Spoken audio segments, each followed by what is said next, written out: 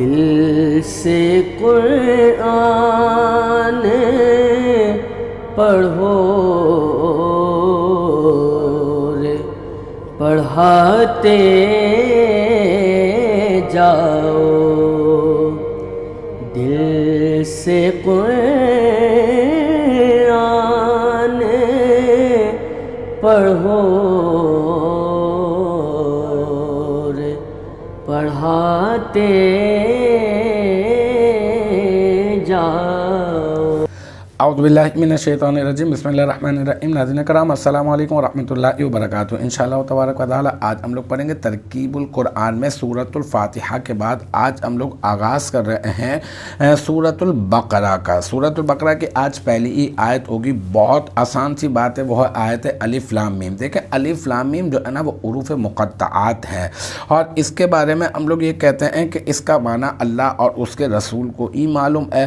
تو اب ہم لوگ یہاں پر جب اس کی ترکیب کرنے کی بات آئے گی تو پھر ترکیب کیسے کریں گے؟ پہلی آیت ہے تو اب ہم لوگ جو ہے یہ کہیں گے، اس کی اس طرح سے مناسبت کریں گے کہ یہاں پہ مراد لیں گے کہ یہ جو ہے وہ سورت کا نام ہے، اور ہم لوگ جو ہے جانتے ہیں کہ یہ سورتوں کے نام اور یہ ابواب کے نام، عنوانات جو ہوتے ہیں نا، ہم لوگ اس کی ترکیب اس طرح سے کرتے ہیں کہ اس سے پہلے مبتدا محذوف مان لیتے ہیں، یا ہم لوگ اس کو جو ہے مبتدا بنا دیتے ہیں، خبر محذوف مان لیتے ہیں۔ تو زیادہ بہتر ہمیں یہی لگتا ہے کہ ہم لوگ اس میں مبتدا جو ہے وہ محذوف مان لیں۔ تو ہم لوگ جو ہے اس سے پہلے اگر اس کو سورت کا نام کے اوپر قیاس کرتے ہیں، اس سے مراد سورت کا نام لیتے ہیں، تو اس سے پہلے ہم نے کیا ماننا ہے؟